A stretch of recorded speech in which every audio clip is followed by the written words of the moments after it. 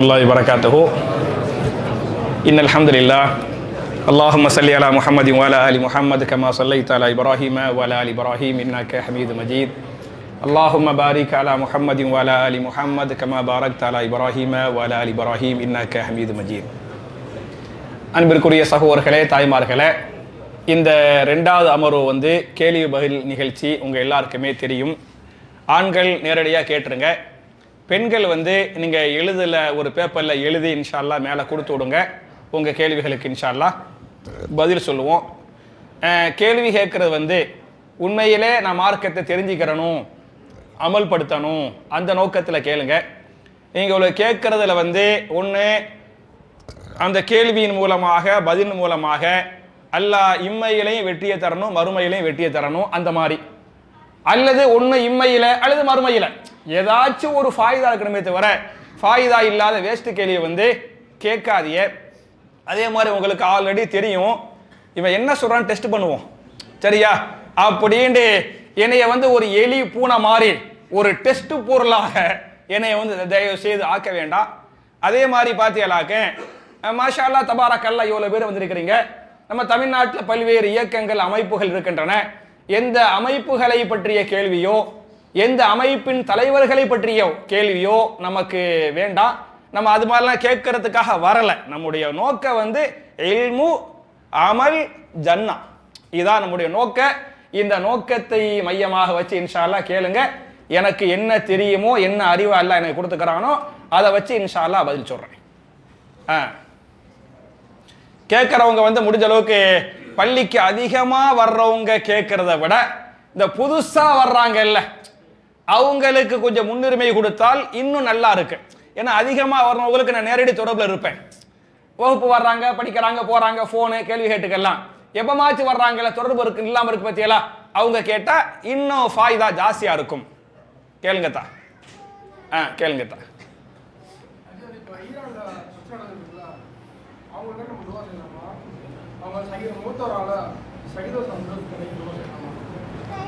அதாவது இப்ப போர் நடக்குது, அந்த போர்ல நம்ம ஈரானுக்காக துவா செய்யலாமா அப்படின்னு கேட்கறாங்க. மூத்தா போனவங்க ஷஹீதா ஷஹீது இல்லையா அப்படின்ட்டு அவங்க ஷஹீதா ஷஹீது இல்லையா அப்படிங்கிறது அல்லாஹ்வுக்கே வெளிச்சம். உங்கள்கிட்ட அல்லாஹ் அவர் ஷஹீதா இல்லையா அவங்க ஷஹீதா இல்லையாண்டு அல்லாஹ் நம்மள்கிட்ட கேட்க போறது இல்லை. அதனால அதை விட்டுரும், அது தேவையில்லாத ஒன்று, சரியா? இந்த போர் ஒரு அநியாயமாக நடத்தப்படக்கூடிய ஒரு போர், அப்படிதானே? ஈரான் பாட்டில் அல்லான்னு அமைதியா இருந்தான். இவன் என்ன பண்றான்? இவன் சர்வதேச ரவுடி. அமெரிக்கா ஒரு சர்வதேச ரவுடி. அவன் இஸ்ரேலில் ஒரு தீய சக்தி. அந்த ஒரு தீய சக்தியும் சர்வதேச ரவுடியும் சேர்ந்துக்கிட்டு என்ன பண்றாங்க? அவன் பாட்ட சும்மா அல்லான்னு போய் அடிக்கிறாங்க. இது ஒரு மிகப்பெரிய ஒரு அநியாயம், ஒரு அக்கிரமம்.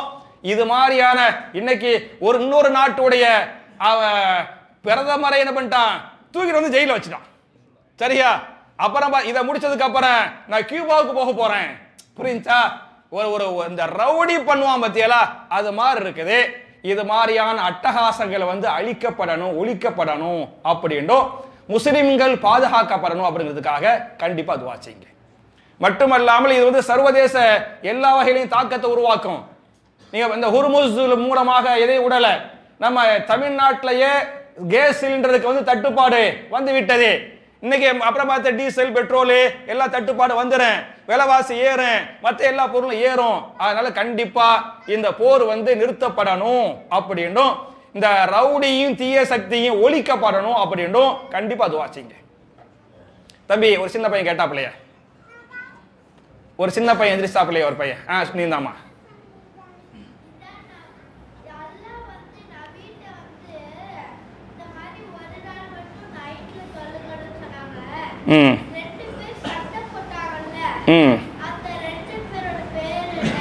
நல்ல கேள்வி, சரியா? மாஷா அல்லாஹ். அதாவது என்னைக்கு லைலத்துல் கத்ர் அப்படின்னு அல்லாஹ் ரப்புல் ஆலமீன் ரசூலுல்லாஹ்வுக்கு அறிவிச்சிட்டான். இன்னைக்கு தான் லைலத்துல் கத்ர் அப்படின்னு அல்லாஹ் அறிவிச்சிட்டான். அந்த அறிவிக்கப்பட்டதை ரசூலுல்லாஹி ஸல்லல்லாஹு அலைஹி வஸல்லம் சஹாபாக்களுக்கு அறிவிக்கிறதுக்காக வந்துகிட்டு இருந்தாங்க. ரெண்டு பேரும் சண்டை போட்டுக்கிட்டு இருந்தாங்க.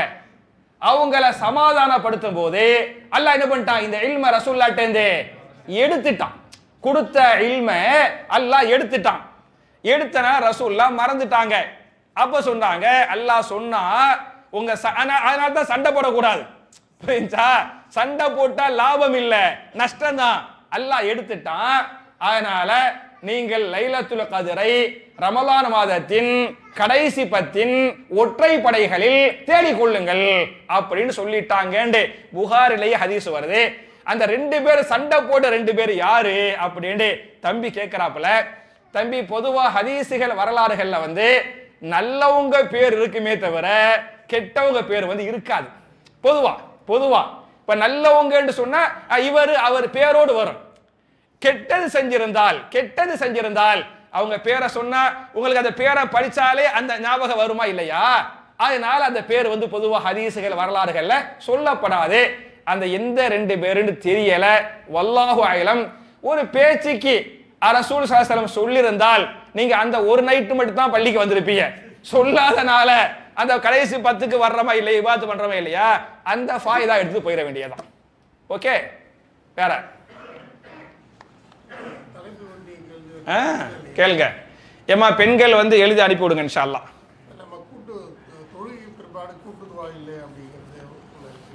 சரி, அதே மாதிரி ரசூலுல்லாஹ் பரலான தொழுகை பிற்பாடு கையேற்றி துவா கேட்கறது. சரி சரியா. பாயுடைய குறுக்கு விசாரணை என்ன என்று சொன்னால், சரியா, தொழுகைக்கு பிறகு கூட்டு துவா இல்லைங்கிறது தெளிவு. அப்படித்தானே? கூட்டு துவா நிறைய பள்ளிகள்ல ஓதுவாங்க. அப்படித்தானே? ஓதி புட்டு இது சுன்னத்து வல் ஜமாத்து பள்ளிவாசல். சுன்னத்துனா ரசூலுல்லாஹ், ஜமாத்னா எந்த ஜமாத்து? ஐ சஹாபாக்கள், ஜமாத்து சஹாபா, அதான் ஜமாத்து. புரிஞ்சா? அப்படிங்குவாங்க. எந்த சுன்னத்திலையும் எந்த ஜமாத்திலையும் ஃபர்து தொழுகை பிறகு இமாம் சத்தம் போட்டு துவா செஞ்சு மக்கள் சஹாபாக்கள் ஆமீன் சொன்னதாக ஒரு ஆதாரமும் கிடையாது. புரிஞ்சா? அதனால அப்படி இல்லை கூட. என்ன செஞ்சிய?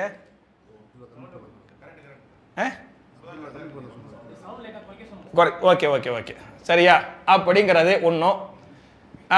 அதுக்கு பிறகு பார்த்தீங்களாக்க குர்ஆன்லயே அல்லாஹ் சூரத்துல் ஆராஃப் 7வது சூராவுடைய 55வது ஆயத்துல அல்லாஹ் சொல்வான், உதுஉ ரப்பக்கும் தலர்ருஅன் வ குஃபியத்தன் இன்னஹு லா யுஹிப்புல் முஅ்ததீன்.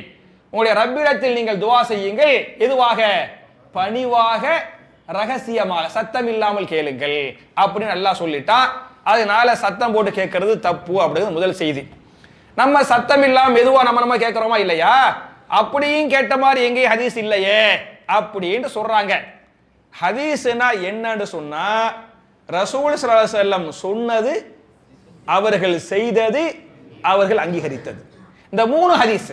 புரியுதா? ரசூல் ஸல்லல்லாஹு அலைஹி வஸல்லம் கேட்ட மாதிரி ஹதீஸ் இல்லைங்கிறது உண்மைதான். ஆனால் சொன்னார்கள் ஹதீஸ் இருக்குதே. நீங்கள் ஃபர்து தொழுகைக்கு பிறகு கேட்கக்கூடிய துஆவை கண்டிப்பாக அல்லாஹ் ஏற்றுக்கொள்வான், ஏற்றுக்கொள்ளப்படும் சொல்லிருக்கிறாங்கல்ல. செஞ்சாங்களா இல்லையாங்கிறது தெரியல, அதை பத்தி ஹதீஸ் வரல. ஆனா கேளுங்கள் வாயில சொன்னாங்கல்ல. நீங்க ஹதீஸ்ல பாத்தீங்களாக்க சொல் செயல் என்று வருகிற போது எதுக்கு முக்கியத்துவம் தரணும்? முதல்ல சொல்லா செயலா? முதல்ல சொல்லு, முதல்ல ரசூலுல்லாஹ்வுடைய சொல், இரண்டாவதா என்ன? செயல், மூணாவதா என்ன? அங்கீகாரம். இதான் சுன்னா. அப்ப ரசூல் அந்த முதல் விஷயத்திலேயே சொன்னாங்கன்னு இருக்குல்ல, அப்ப ஏன் அது இங்க மறுக்கணும்? அதனால அப்படி சில பேர் சொல்லதான் செய்யறாங்க. சரியா? நானும் கேள்விப்பட்டிருக்கிறேன், நானும் அது விஷயமா படிச்சுக்கிறேன். எனக்கு தெரியும் எனக்கு நீங்க கேட்கும் போதே நான் புரிஞ்சுக்கிட்டேன். நானும் கொஞ்சம் படிச்சுதான் வர்றேன். சரியா? அதனால அது தவறான புரிதல். ரசூல் சொன்னாங்கன்னு இருக்குல்ல, செஞ்சுட்டு போயிட வேண்டியதான். சரியா? வேற? பாரக்கல்லாஹு ஃபீக்கும். ரமலான் மாதத்துல தராவி தொழுகையில ஆரம்பிச்சு கம்ப்ளீட் பண்ணனும் அவசியமா? தேவையில்லையா? ஆரம்பிச்சு கம்ப்ளீட் பண்ணி ஆகணுமா? இதை வச்சு என்ன செய்ய போறீங்க? சரியா? இன்னும் நான் இன்னும் பயனுள்ள கேள்விகளை எதிர்பார்க்கிறேன். சரியா? என்ன கேட்கறாங்கன்னு சொன்னா, தராவீஹ் தொழுகையில 30 ஜூஸ் ஓய்தான் ஆகணுமா, முடிச்சுதான் ஆகணுமா அப்படிங்கிறாங்க. இந்த 30 ஜூஸ் ஓதக்கூடிய வழக்கத்தை ஏன் வச்சாங்கன்னு சொன்னா, ரசூலுல்லாஹ்வுக்கு கொஞ்சம் கொஞ்சமா வஹி வந்துச்சா இல்லையா? கொஞ்சம் கொஞ்சமா வஹி வரும்போது ஒரு வருஷம் ஆனவனையுமே ஜிப்ரீல் அலைஹிஸ்ஸலாம் வந்து ரசூலுல்லாஹ்ட்ட வருவாங்க. வந்து என்ன செய்வாங்கன்னு சொன்னா, அந்த அம்புட்டு வஹியையும் ஓதுவாங்க. அந்த ஒரு வருஷம் வந்துச்சா இல்லையா வஹி, கொஞ்சம் கொஞ்சமா அம்புட்டு என்ன செய்வாங்க, ஓதுவாங்க ஜிப்ரீல் அலைஹிஸ்ஸலாம். அப்புறம் ரசூலுல்லாஹ்ட்ட நீங்க ஓதுங்க அப்படிங்குவாங்க.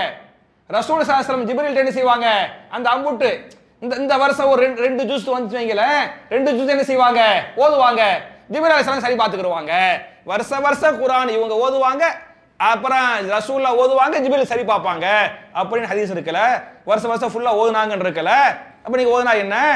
அதே மாதிரி தராவீஹ் தொழுகையில வந்து பெரிய சூறாக்கள் ஓதுனாங்க. நீங்க தனியா போய் வீட்டை போய் தொழுதியலாக்க இவ்வளவு பெரிய சூறா நீங்க ஓதுவீங்களா? ஓத தெரியுமா? ஓத தெரியாதுல்ல.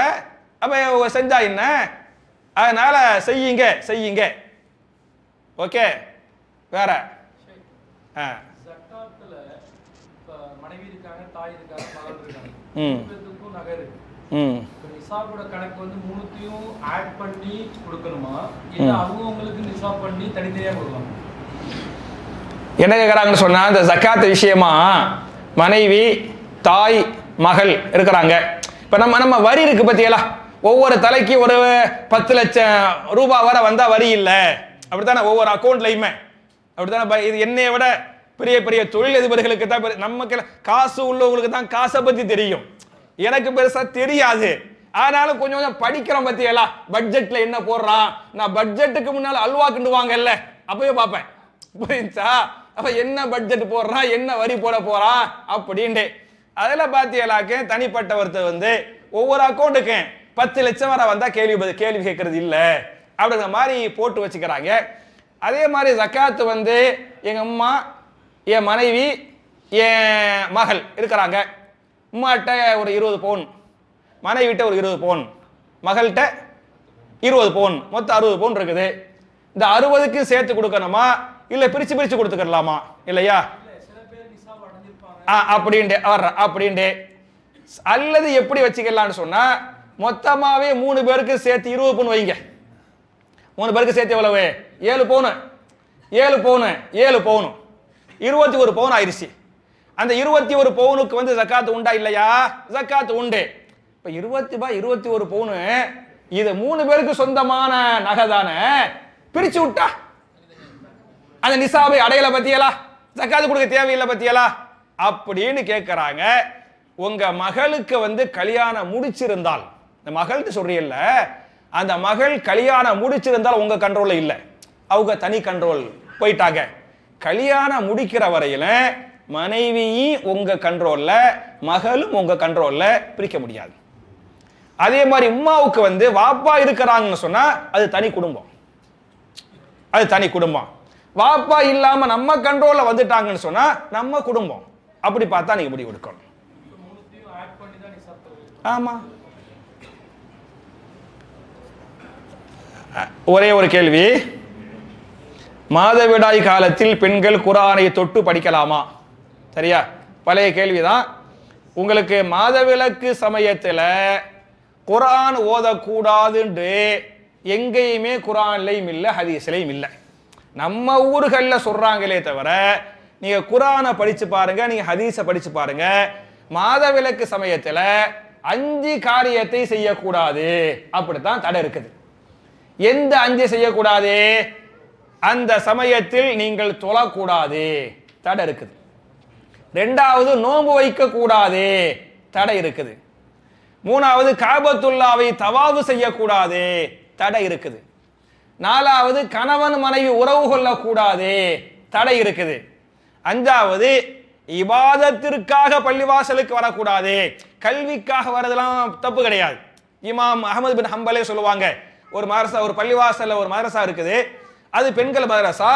அதுல வந்து பெண்கள் மதரசா உஸ்தாதாக்களுக்கு மாதவிலக்கு ஏற்படும், பெண்களுக்கு பிள்ளைங்களுக்கு ஏற்படும், அதுக்கெல்லாம் தடை. இல்முக்காக வர்றாங்க பத்தியலா, பயானுக்கு வர்றாங்க, அதெல்லாம் தப்பு கிடையாது. தொழுகைக்கு வர பத்தியலா, தொழுகைக்கு வரக்கூடாது.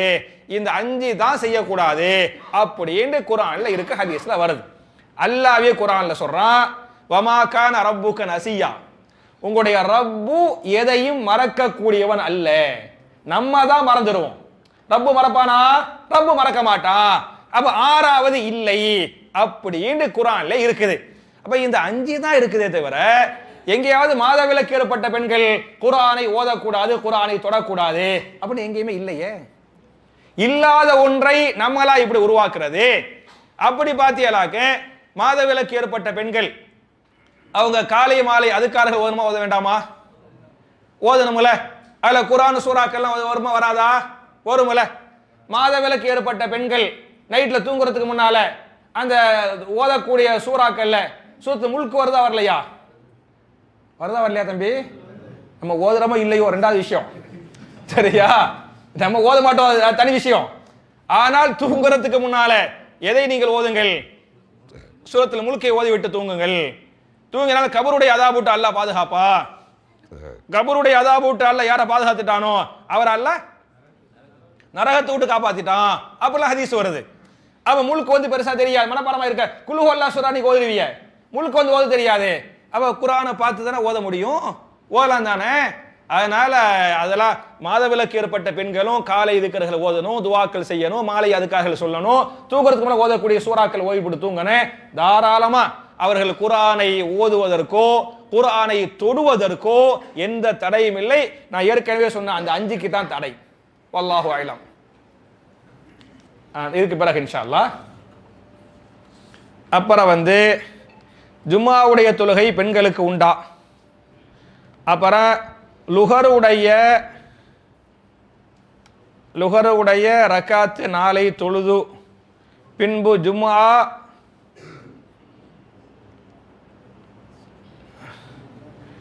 இதுக்கு என்னன்னு சொல்லுங்க பாய். சரி, நீங்களும் ஏதாச்சும் கேளுங்க. கேளுங்க, சொல்லுங்க தா. ரசூலுல்லாஹ் காலத்துல வந்து அல்லாஹ்வை ஏத்துக்காம சில பேர் மூத்தா போயிட்டாங்க. அவங்கள வந்து அல்லாஹ் வந்து தடை செஞ்சிருக்கான். ரசூலுல்லாஹ்வுக்கும் இந்த மூமின்களுக்கும் நம்ம அவங்களுக்கு துவா செய்யறது அல்லாஹ் தடை செஞ்சிட்டான். இப்ப இந்த காலகட்டத்தில் சொல்றேன், இப்ப வந்து என்னன்னா தரகாக்கு போறாங்க, அவங்க நெருங்கிய உறவினரா இருக்காங்க, அல்லாமே ஏத்துக்கிறாங்க, அல்லாமே தூதரை ஏத்துக்கிறாங்க. ஆனா இந்த மாதிரி சில விஷயங்களையும் செய்யறாங்க. இப்ப அவங்க ஜனாசா தொழில கலந்துக்கலாமா? அவங்க வந்து நெருங்கி என்னோட தாயா இருந்தாலுமே அவங்களுக்காக நம்ம பிரார்த்தனை செய்யலாமா? மாஷா அல்லாஹ். தம்பி நல்ல கேள்வி கேட்கிறாப்புல. அதாவது ஒருத்தர் காஃபிராக மரணித்து விட்டால் அவருக்கு வந்து ஜனாசா தொழுகை இல்லை. அப்படிதான் ரசூலுல்லாஹ்வுடைய காலத்துல காஃபிரா மூத்தா போயிட்டாங்க, ஜனாசா தொழுகை இல்லை. இன்னைக்கு பாத்தியலாக்க நம்முடைய நெருங்கிய உறவினர்களை அவங்க அல்லாஹ்வை நம்புவாங்க, ரசூலுல்லாஹ்வை ஏத்துக்கிருவாங்க, மறுமையினால ஏத்துக்கிருவாங்க, சொர்க்க நரகம் எல்லாத்தையுமே ஏத்துக்கிருவாங்க. அதே சமயத்தில் பக்கா ஷிர்க் பண்ணுவாங்க. தர்காவுல போய் ஷிர்க் பண்றாங்க, அது பக்கா ஷிர்க். தர்காவுல பெரிய ஷிர்க் பண்றாங்களே, அந்த பெரிய ஷிர்க் பண்றவங்க மூத்தா போயிட்டா அவங்களுடைய ஜனாசா தொழுகையில் கலந்து கொள்ளலாமா? அவங்களுக்காக பாவ மன்னிப்பு கேட்கலாமா அப்படின்னு கேட்கிறாங்க. அவங்க முஸ்லிமா முஸ்லிம் இல்லையா? அவ்வளவுதான். நம்ம என்ன பார்க்கணும் அப்படின்னு சொன்னா, அவர் தர்காக்கு போறது பெரிய பாவம் தான், ஷிர்க் வந்து பெரிய பாவம். ஆனாலும் அவர் அல்லாஹ்வை நம்பியவர், ரசூலுல்லாஹ்வை நம்பியவர், மறுமை நாளை நம்பியவர். அப்படிங்கறனால ஒரு மனுஷன் கடைசி கட்டத்துல என்ன செய்வான், என்ன நடக்கும் அப்படிங்கிறது அல்லாஹ்வுக்கும் அவருக்கும் உள்ள விஷயம். அவர் அந்த கடைசி சமயத்துல கூட தௌபா செய்ய வாய்ப்பு இருக்கு. அந்த ஒரு கஷ்டமான சக்கராத்துக்கு முன்னால அந்த கஷ்டமான சமயத்துல யா அல்லாஹ் என்னைய மன்னிச்சிரு அல்லாஹ். இப்ப ஷிர்க் அல்லாஹ் மன்னிக்க மாட்டான் அப்படின்னு சொன்னா, அந்த ஷிர்க் செஞ்சு போட்டு அல்லாஹ்ட்ட மன்னிப்பே கேட்காம மௌத்தா போயிட்டா தான் அல்லாஹ் மன்னிக்க மாட்டான். புரியுச்சா? ஒரு கட்டத்தில் அவர் திரிஞ்சு அல்லாஹ்விடத்திலே மன்னிப்பு கேட்டு விட்டால் அல்லாஹ் என்ன செய்வான்? ஷிர்க்க கூட மன்னிப்பான், குர்ஆனே சொல்லுது. புரியுச்சா? அதனால கடைசி நேரத்துல அவர் அல்லாஹ்ட்ட மன்னிப்பு கேட்டிருக்க வாய்ப்பு இருக்குதா இல்லையா? ஒரு முஸ்லிம் விஷயத்துல நல்ல விஷயங்களை நாம் நினைக்க வேண்டுமே தவிர கெட்டதா நினைக்க கூடாது. அதனால அவர் அல்லாஹ்ட்ட மன்னிப்பு கேட்க வாய்ப்பு இருக்கு. 100 கொலையை செஞ்சவன் அல்லாஹ் மன்னிச்சான் இருக்குல்ல, இன்னும் எவ்வளவு பெரிய ஆள் அல்லாஹ் மன்னிச்சான் இருக்குல்ல. அதனால அவர் அல்லாஹ்ட்ட மன்னிப்பு கேட்டிருப்பாரு, அவர் அல்லாஹ் மன்னிச்சிருப்பான் அப்படின்னு நம்ம அப்படிதான் நம்ம எடுத்துக்கிறேன்னு அவருக்கு அல்லாஹ்வுக்கு உள்ளது. அதனால நீங்க அவர் முஸ்லிம்ங்கிற அடிப்படையில கண்டிப்பா ஜனாசா தொழுகையில போய் கலந்துக்கிறணும், அவருக்காக நீங்க துவா செய்யணும், பாவ மன்னிப்பு கேட்கணும், அம்புட்டு நீங்க செய்யணும், கண்டிப்பா செய்யணும். நான் கேட்கிறேன், அப்படி காஃபிர்னு முடிவு எடுத்துட்டா ஜனாசா தொழுகக்கூடாது, அவருக்கா துவா செய்யக்கூடாதுன்னு சொல்லிவிட்டா முஸ்லீம் கபரஸ்தான் அடக்கம் செய்யலாமா? அதுவும் கூடாது போயிருப்பா. ஒரு காஃபிரை கொண்டு போய் கொண்டு வரலாமா? கொண்டு வரக்கூடாது.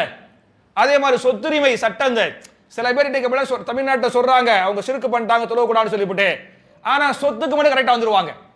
புரிஞ்சா? சட்டம் எப்படி இருக்குது? அவர் காஃபிர் என்று சொன்னால் காஃபிரின் சொத்துக்கு ஒரு முஸ்லீம் வாரிசாக முடியாது அப்படின்னு இருக்குல்ல. அப்ப ஜனாசா தொழுவ மாட்டேன், துவா செய்ய மாட்டேன், மன்னிப்பு கேட்க மாட்டேன், ஆனா சொத்து மட்டும் வேணும். தப்புல இது. சொத்து வேணும்னு சொன்னா மரியாதை போய் தொழுவணும். புரியுதா? அதான் கரெக்ட். அதனால தொழுவணும். சரி இந்த வந்துடுற. சரி அப்புறம் என்ன பயந்துச்சு? அப்படி இல்லனா லொஹர் 4 ரக்காத் ஃபர்ல தொழிட்டு ஜும்மா 2 ரக்காத் நஃபில் சொல்லி தொழணுமா? அதாவதுமா ஜும்ஆ தொழுகைங்கிறது பெண்களுக்கு நேரடியாக கடமை இல்லை. ஜும்ஆ தொழுகை என்பது ஆண்களுக்குரிய கட்டாயமான கடமை. பெண்களை பொறுத்தவரை அவர்கள் விரும்பினால் பள்ளிவாசலுக்கு ஜும்ஆ தொழுவலாம், அவர்கள் விரும்பினால் வீட்டிலிருந்து என்ன செய்து கொள்ளலாம், லுஹர் 4 ரக்காத் தொழுது கொள்ளலாம். ரெண்டுக்கும் பெண்களுக்கு அனுமதி உண்டு. பள்ளிக்கு வந்தா அவங்களுடைய இல்மு கிடைக்கும், ஒரு பயான் மார்க்க இல்மு பள்ளிக்கு வந்தா கிடைக்கும். ஜும்ஆ தொழுது போய் ரசூலுல்லாஹி அடுத்து ஆயிஷா நாயிலாம் பள்ளிக்கு வந்து தொழுதாங்க அப்படிலாம் ஹதீஸ் இருக்குது. இல்ல பள்ளிக்கு வர முடியலன்னு சொன்னா வீட்டுல என்ன செஞ்சுக்கலாம், லுஹர் தொழுகை 4 ரக்காத்தை தொழுதுக்கலாம். ரெண்டுக்கும் பெண்களுக்கு அனுமதி இருக்குது. உங்களுக்கு என்ன வசதியோ அதை இன்ஷா அல்லாஹ் நீங்கள் செய்யுங்க. அது இல்லாம நான் வீட்டுல 2 ரக்காத் தொழுது போட்டு அப்புறம் ஜும்மாங்கிற வீட்டுல லுஹர் 4 ரக்காத் தொழுது போட்டு ஜும்மாங்கிற நியத்தை 2 ரக்காத் தொழுவுறேன், அந்த டபுள் வேண்டாம். அதான கேள்வி? வேண்டாம். அப்புறம் நாங்கள் ஏன் அல்லாஹை மரியாதையாக இந்தாங்க படிச்சு சொல்லுங்க பாய். கொஞ்சம் பக்கத்துல வாங்கல, ஒரு பிஏ தேவைப்படுறாரு. கொஞ்சம் பக்கத்துல வந்துருக்க.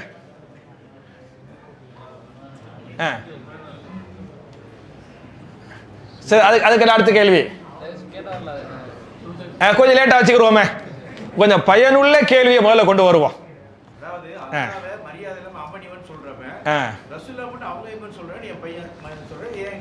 அல்லாஹ் மரியாதை இல்லாம அவன்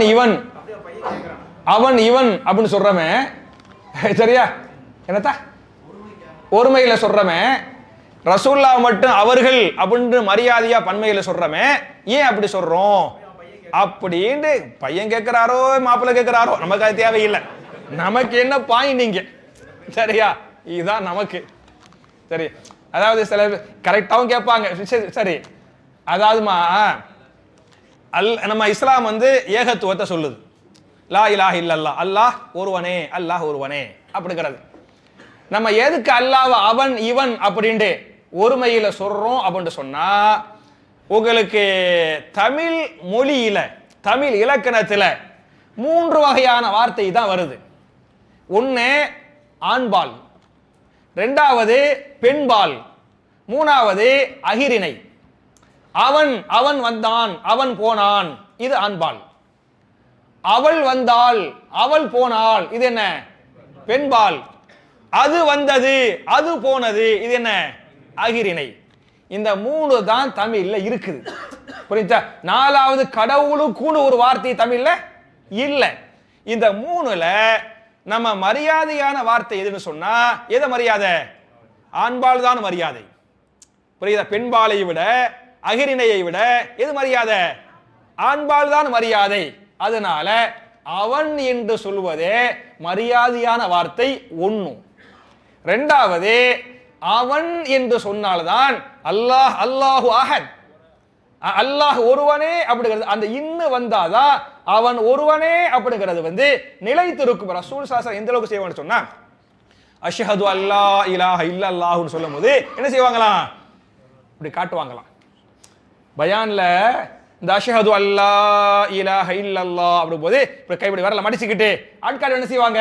இப்படி காட்டும். அல்லாஹ் ஒருவனேங்கிறத இந்த இஷாரா மூலமா கூட காட்டினாங்க அப்படிலாம் ஹதீஸ் வரனால அவன் என்று சொன்னால்தான் அந்த ஒருமை அல்லாஹ் ஒருவனே அப்படிங்கிறத நிலைத்திருக்கும்.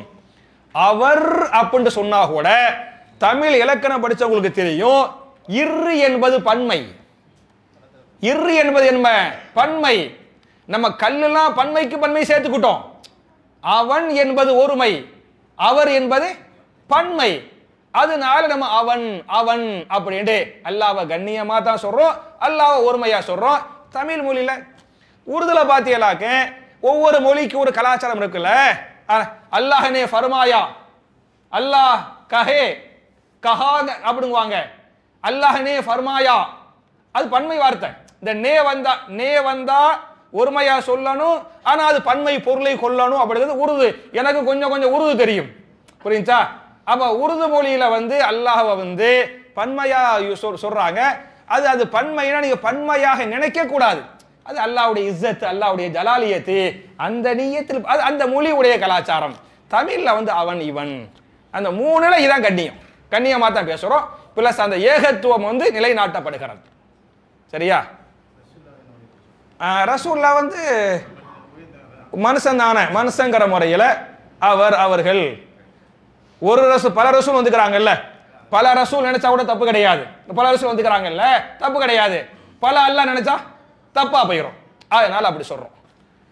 அடுத்தது தஹஜ்ஜத் தராவீஹ் 2-1 என்றால் தஹஜ்ஜத் தொழும் நேரத்தில் தராவீஹ் என்ன தக்பீர் கட்டி தொழலாம். தஹஜ்ஜத் தொழுகை தராவீஹ் தொழுகை, அதாவதுங்க தஹஜ்ஜத் தொழுகை, தராவீஹ் தொழுகை, ஸலாத்துல் லைலு, கியாமுல் லைலு, சரியா? என்னதா? அதான் அதான் அதான் ஸலாத்துல் லைலு. நான் அரபில சொல்றேன், நான் சவுதியில் பிறந்தவங்கிறனால, சரியா? நீங்க திருச்சியில் பிறந்த தமிழ்நாட்டுக்காரர். அப்ப இந்த 4 ஒரே தொழுகைக்குரிய பேர். இது வேற அது வேற கிடையாது. நம்ம இப்ப எங்கூர் அந்த ராமநாதபுரம், தொண்டி, எசி அந்த சைடு பார்த்தீங்களாக்க சுபுஹு தொழுகை, பள்ளிவாச அவுகாத்து ஸலாத்லயே சுபுஹ் அப்படிதான் போட்டிருப்பாங்க. சரியா? நம்ம இந்த சைடு பார்த்தீங்களாக்க ஃபஜ்ர் தொழுகை. குர்ஆன்ல 2 வார்த்தையுமே வருது. அப்ப ஒரு தொழுகைக்கு 2 பேர். அதே மாதிரி இஷா தொழுகைக்கு இஷான்னு ஒரு பேர் இருக்கா, இன்னொரு பேர் என்ன பாய்? அத்தமா தொழுகை அப்படின்னு பேர் இருக்குது. அதே மாதிரி பார்த்தீங்களாக்க தராவீஹ் தொழுகைக்கு தஹஜ்ஜத் அப்படின்னு அல்லாஹ் பேரை வச்சுக்கலாம். ரசூல் ஸல்லல்லாஹு அலைஹி வஸல்லம் ஸலாத்துல் லைல் அப்படின்னு பேர் வச்சாங்க. சரியா? அதுக்கு பிந்தி இமாம்கள் என்ன பண்ணாங்கன்னு சொன்னா பெரிய சூறாக்க ஓனாங்கல்ல, அதனால கியாமுல் லைல் அப்படின்னு பேர் வச்சாங்க. இமாம் புகாரி என்ன பண்ணார் அப்படின்னு சொன்னா கொஞ்சம் இடையில கொஞ்சம் ரெஸ்ட் எடுக்கிறோம்ல, அந்த ரெஸ்ட் எடுக்கிறனால தராவீஹ் தர்வீஹத்துன், தர்வீஹா அப்படின்னு சொன்னா ஓய்வெடுத்தல். தர்வீஹா என்ன அர்த்தம்? ஓய்வெடுத்தல். தர்வீஹா உடைய பன்மையை தான் தராவீஹ். நிறைய 2 ரக்காத்துக்கு அப்புறம் ஒரு 5 நிமிஷம் ரெஸ்ட், அப்புறம் ஒரு ரெஸ்ட், அப்புறம் ஒரு ரெஸ்ட் எடுக்கிறோமா இல்லையா? நிறைய ரெஸ்ட் எடுக்கிறனால இது தராவீஹ். அதனால எல்லாத்துக்கும் சேர்த்து 4க்கு சேர்த்து ஒரே தொழுகை தான். நீங்க எப்படி வச்சுக்கிறீங்க, நீங்க தஹஜ்ஜத்னு வச்சாலும் சரி, நீங்க தராவீஹ்னு வச்சாலும் சரி, உங்க இஷ்டம். இதே கேள்வி ஃபஜ்ருக்கு வரலாம் தானே, வரும்ல. நான் சுபுஹ் என்ற நியத் வைப்பதா ஃபஜ்ர் என்ற நியத் வைப்பதா அப்படின்ட்டு எப்படி வச்சாலும் செல்லும் தானே. 2 பேர் இருக்குல்ல, அதே மாதிரி இது 4 பேர்ல எப்படி வச்சாலும் செல்லும், எல்லாம் ஒரே தொழுகையே.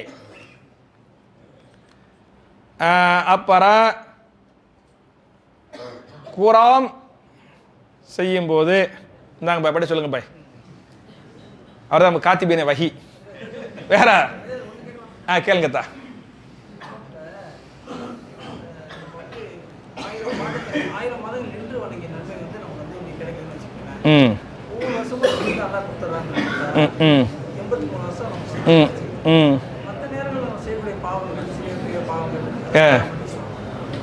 என்ன பாய் கேட்கிறான்னு சொன்னா, லைலத்துல் கத்ரை அடைவது லைலத்துல் கத்ரி ஹைரும் மின் அல்ஃபி ஷஹர், 1000 மாதங்களை விட சிறந்தது அப்படின்னு இருக்குது. நம்ம இந்த 10 நாள் என்ன செய்யணும், நம்ம ஒத்தப்படையில பண்றோம். நீங்க வீட்டை போய் என்ன செய்யணும், நைட்ல தூக்க கூடாது. நான் வீட்டில் அடிச்சு கேட்பேன், போன் அடிச்சு கேட்பேன். சரியா? நைட்டு ஃபுல்லா தூங்காம மனைவி மக்களையும் தூங்க விடாம இபாதத்து பண்ணி அந்த ஃபுல்லா முழிச்சுக்கிட்டு இருந்தோம். இபாதத்து ஃபுல்லா முழிச்சுக்கிட்டு மட்டும் இல்லை, முழிச்சு போன் பார்த்துட்டு இருக்க கூடாது. அமல் செய்யணும். நல்ல வார்த்தை, முழிச்சுக்கிட்டு இருக்கணும், அமல் செய்யணும். அந்த மாதிரி 10 நாள் இருந்தமாக்க நம்ம லைலத்துல் கத்ரை வந்து கண்டிப்பா அடைஞ்சிருவோம் அப்படின்னு இருக்குது. அது வந்து 1000 மாதங்களை விட சிறந்ததுன்னு இருக்குது. நமக்கு அந்த பாக்கியத்தை, லைலத்துல் கத்ரை அடையக்கூடிய பாக்கியத்தை நம்ம எல்லாருக்கும் அல்லாஹ் தந்துருவானாக, தரட்டும். நம்ம வருஷம் இந்த மாதிரி பாக்கியத்தை அல்லாஹ் நமக்கு தர்றான் அப்படின்னு சொன்னா நம்முடைய நன்மைகள் வந்து மாஷா அல்லாஹ் தபாரக் அல்லாஹ் ரொம்ப ஜாஸ்தியா இருக்கும் இல்லையா? அப்ப அதன் மூலமா நம்முடைய பாவத்தை அல்லாஹ் மன்னிப்பானா அப்படி கேட்கறாங்க. குர்ஆன்ல தெளிவாகவே ஆயத்து இருக்குது. சூரா ஹூத் என்று சொல்லக்கூடிய 5வது அத்தியாயத்தின் எதனா சூரா ஹூத், மாஷா அல்லாஹ் நம்ம எல்லாம் வந்து மாஷா அல்லாஹ் முஹத்திதுகளையும் முஃபஸ்ஸிர்களையும் பக்கத்துல வச்சுக்கிறோம், சரியா? சூரா ஹூத் என்று சொல்லக்கூடிய 11வது அத்தியாயத்தின் 114வது வசனத்துல அல்லாஹ் பேசுகிறான், இன்னல் ஹசனாத்தி யுத்ஹிபுன ஸய்யாத், நிச்சயமாக நீங்கள் செய்கின்ற நன்மைகள் உங்களுடைய பாவங்களை அழித்து விடும் அப்படின்னு நேரடியாக அல்லாஹ் சொல்றான். அதனால் நம்ம செய்யற நன்மை பத்தி எல்லாம் நன்மை செய்ய நன்மை என்ன செய்ய பாவத்தை அழிச்சுரும் இருக்குது. கண்டிப்பா பாவங்கள் மன்னிக்கப்படும். குர்ஆன் ஓதும்போது சஜதா செய்யக்கூடிய ஆயத் வரும்போது சஜதா செய்யணுமா? மாஷா அல்லாஹ், சூப்பர் கேள்வி. அடுத்து சொல்றேன், தோப்புக்கு அணியலாமா? சில பேர் சொல்கிறார்கள் அல்லாஹ் படைத்தவர்களுக்கு ஓட்டை போடக்கூடாது என்று. சரி உண்மையா? சரி, 2 கேள்வி கேட்குறாங்க. ஒன்று வந்து சஜதா திலாவத்துடைய ஆயத்துக்களை ஓதும் போது சஜதா பண்ணுமா இல்லையா? அப்படி சஜதா பண்ணும்போது ஒலு வேணுமா அப்படின்னு கேட்குறாங்க. வேணுமா வேண்டாமா? என்னத்தா ரொம்ப எச்சரிக்கையா இருக்கிறாரு, ரொம்ப கவனமா, வில்லகத்தில் மாட்டக்கூடாது, சரியா? வேணுமா வேண்டாமா? அதாவது ஒலு எதுக்கு தெரியுமா தான் தேவை? 2 இபாதத்துக்கு தான் ஒலு ஃபர்ல். ஒன்னு தொழுகைக்கு,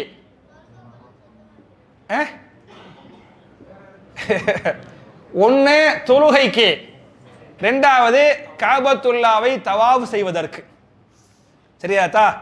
ஒலு இல்லாம தொழுதால் தொழுகை செல்லாது, ஒலு இல்லாமல் தவாஃப் செய்தால் தவாஃப் செல்லாது. இந்த 2க்கு தான் ஒலு என்பது ஃபர்ல். பாக்கி எதுக்கு ஒலு ஃபர்ல் இல்லை. சில விஷயத்துக்கு ஒலு சுன்னத்து, சரியா? எதுக்கு சுன்னத்து?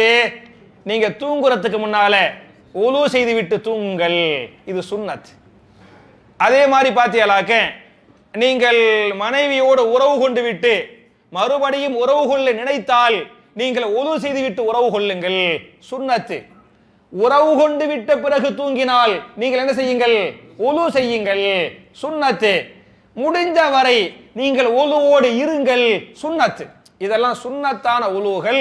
2க்கு தான் ஃபர்லு.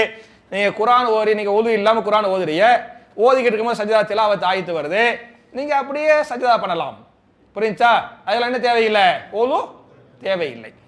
அப்புறம் என்ன கேட்டிய? மூக்கு காது மூக்கு குத்தலாமா அப்படின்னு கேட்கறாங்க. நீங்க குத்தி போட்டிருந்தா கிளட்டி பள்ளிவாசல் வாலி வச்சிருப்பாங்கல்ல, போட்டு போயிருங்க.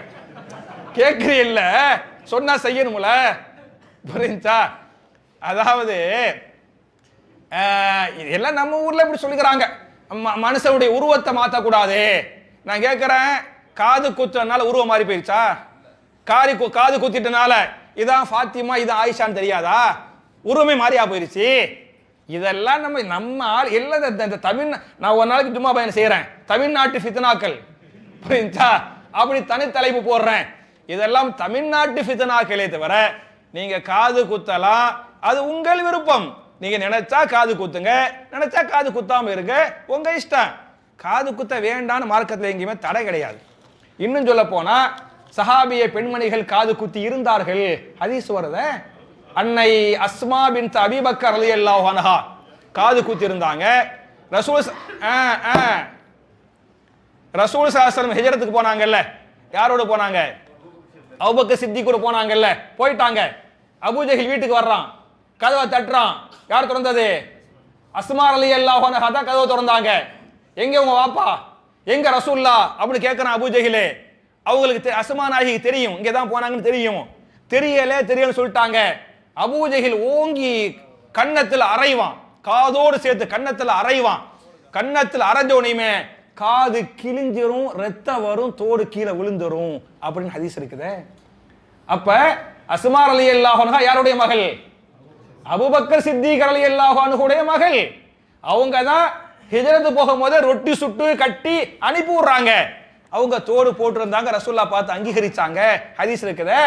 தொழுகையுடைய பெருநாள் தொழுகையில பெண்களை நரகத்துல உங்களை தான் அதிகமா பார்த்தேன், நிறைய சதக்கா பண்ணுங்கள், சதக்கா பண்ணி நரகத்தை விட்டு காப்பாற்றிக் கொள்ளுங்கள் அப்படின்னு சொன்னாங்க. சஹாபிய பெண்கள் எது பண்ணாங்க? காதுகள் இருக்கக்கூடிய தோடுகளையும் கழுத்தில் இருக்கக்கூடிய மாலைகளையும் சைன்களையும் கையில் இருக்கக்கூடிய வளையல்களையும் கிளட்டி அது மாதிரி நீங்க போறணும் இன்ஷா அல்லாஹ், சரியா? அப்படி போட்டார்கள் அப்படின்னு இருக்குது. அப்ப கழுத்துல உள்ளதை போட்டது ஓகே, கையில உள்ளது போட்டது ஓகே, காதுல உள்ளதையும் போட்டாங்கன்னு இருக்குது. அப்ப என்ன அர்த்தம்? குத்தி இருந்தாங்கன்னு அர்த்தம். அதனால உங்க இஷ்டமா, நீங்க நினைச்சா குத்துங்க, நினைச்சா குத்தாம இருங்க, அதுக்கு இதுக்கு சம்பந்தம் இல்லை. இது அல்லாஹ் உருவத்தை மாத்திர மாதிரி அது எப்படி கூடும்? இதெல்லாம் தப்பு. என்னத்த வச்சுக்கிறாங்க? மாஷா அல்லாஹ், மாஷா அல்லாஹ், பாரக்கல்லாஹ் ஃபீக்கும். அப்புறம் உங்கள்ட்ட இருந்து ஆண்கள்ட்ட இருந்து கொஞ்சம் இப்படி வரலாமே.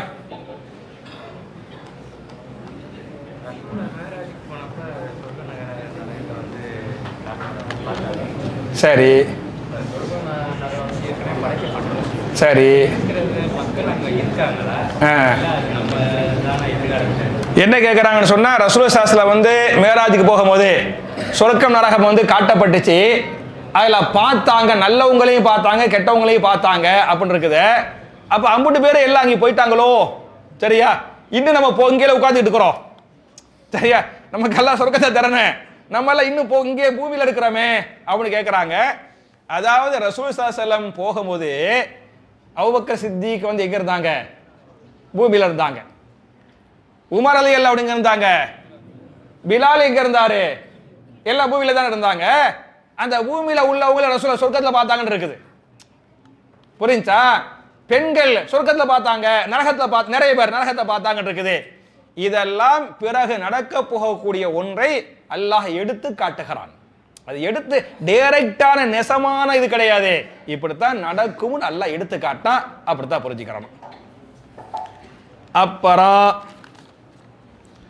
நாம் ஒரு தொலைதூர பயணத்தில் இருக்கும்போது கடமையான தொழுகையை ஜம்மு கஸ்ர் செய்து எவ்வாறு தொழுவது? ஒரு பயணத்தில் ஜம்மு கஸ்ர் எப்படி பண்ணணும்னு கேட்குறாங்க. ஜம்முண்டா ஜம்மு பண்ணணும், கசருண்டா கசரு பண்ணணும், அப்படித்தானே ஹக்கீம? ஜம்மு கசருன்னா என்ன தெரியுமா? ஜம்முடா சேர்த்தல், ஜமுனா என்ன? சேர்த்தல் அப்படின்னு அர்த்தம். லுகருடைய நேரத்தையும் அசருடைய நேரத்தையும் சேர்த்து விடுதல். லுகர் டைம் எப்ப ஆரம்பிக்குது? சுமார் ஒரு 12:30 மணிக்கு ஆரம்பிக்குது. எப்ப முடியுது? சுமார் 3 மணிக்கு முடியுது. அசர் டைம் எப்ப ஆரம்பிக்குது? லுகர் முடித்த கையோடு அசர் ஆரம்பிச்சிடும். புரியுதா? லுகர் டைம் 3னா அப்ப அசர் டைம் ஆரம்பிச்சு அர்த்தம். இது முடிச்சது உடனே ஆரம்பிச்சிடும். அப்ப அசர் டைம் 3 மணிக்கு ஆரம்பிக்குது. எப்ப முடியுது? 6:30 மணிக்கு முடியுது. இந்த 2 டயத்தையும் பிரயாணியா இருந்தா அல்லாஹ் சேர்த்துருவான்.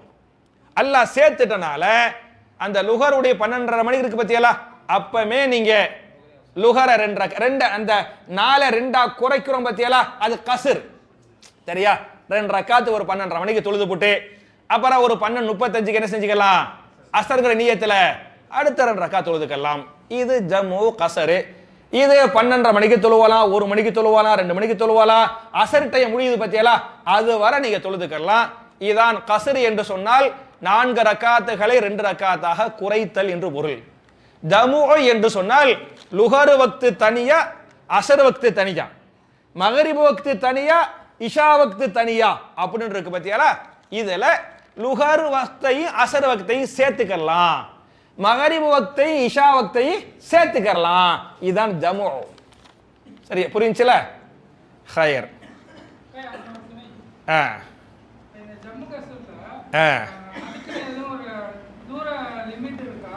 ஆ ஆ இப்போ நம்ம ஒரு இடத்துல போய் தங்குறோம், ஆ தங்கி ஒரு வேலைக்காக தங்கிட்டு 1 நாள் 2 நாள் வச்சுக்கலாம். அப்புறம் அந்த இடத்துல நம்ம அந்த தங்கி தான் இருக்கோம், பயணத்துல இல்லை. அப்ப அங்க நம்ம அதை யூஸ் பண்ணிக்கலாம். ஓகே, மாஷா அல்லாஹ். சரியா, ஒரு துணை கேள்வி தம்பி கேட்குறாப்புல, இதுக்கு கால தூரம் இருக்க தூரம் இருக்குது. தூரம் எவ்வளவுங்கிற விஷயத்துல கடுமையான கருத்து வேறுபாடு இருக்குது. ஏறக்குறைய நான் படித்த வரையிலும் இமாம் இப்னு ஹஜர் அஸ்கலானி ரஹிமஹுல்லாஹு அலைஹி தன்னுடைய ஃபத்ஹுல் பாரிங்கிற அந்த புகாரியுடைய விரிவுரையுடைய பெருநூலில் 25 கருத்துக்களை பதிவு பண்றாங்க. தூர விஷயத்துல இந்த இமாம் இப்படி சொன்னாங்க, அந்த இமாம் இவ்வளவு தூரம் சொன்னாங்க, இந்த இமாம் இவ்வளவு தூரம் சொன்னாங்க. இமாம் இப்னு ஹஜர் 1-2 கருத்தை சொல்லல, எத்தனை சொல்றாரு? 25 கருத்தை சொல்லிருக்கிறாங்க.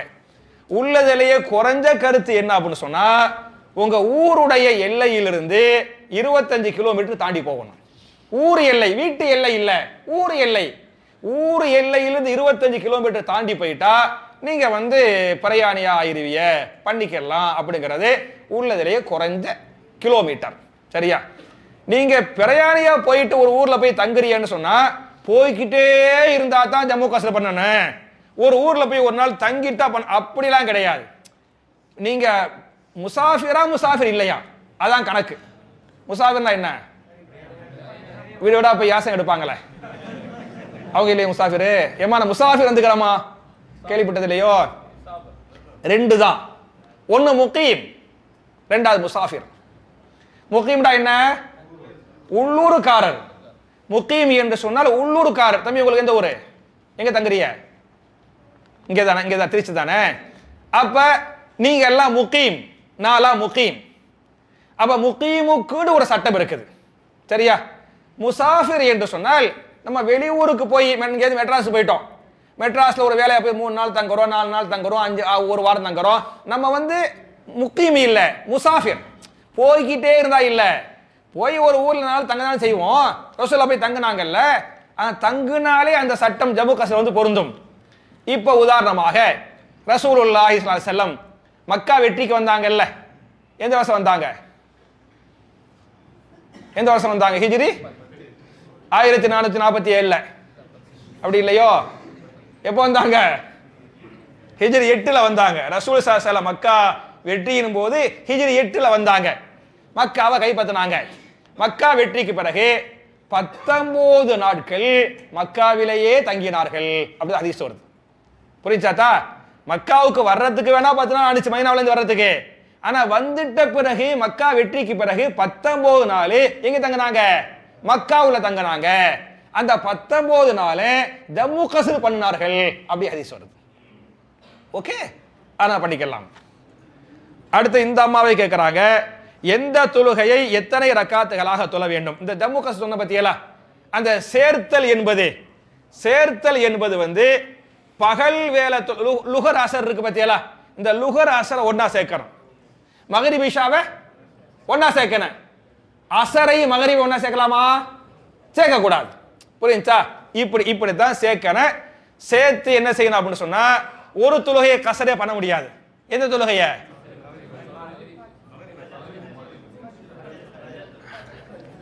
இமாம்களுக்கு 2 கருத்து. சில இமாம்கள் ஃபஜ்ர், சில இமாம்கள் மகரிபு. சரியா? ரெண்டுமே கரெக்ட். ஃபஜ்ர் தொழுகையையும் கஸ்ர் பண்ண முடியாது. ஒரு ரக்காத் தொழலாமா? தொழ முடியாது, தொழக்கூடாது. மகரிபு தொழுகையையும் என்ன செய்யக்கூடாது? 1 ரக்காத் தொழலாமா? தொழக்கூடாது. இந்த 2ஐயும் கஸ்ர் பண்ண முடியாது. 3 தான் பண்ண முடியும். 4 ரக்காத்துக்கு பத்தியலா, அதான் பண்ண முடியும். அப்ப லுகர் அசர் 2 ரக்காத் பிளஸ் 2 ரக்காத். அப்புறம் மகரிபுக்கு 3 ரக்காத், இஷாவுக்கு என்ன 2 ரக்காத். நீங்க ஃபஜ்ர் தொழுகையை பொறுத்தவரை நீங்க ஜம்உம் பண்ண முடியாது, என்ன செய்ய முடியாது? கஸரும் பண்ண முடியாது.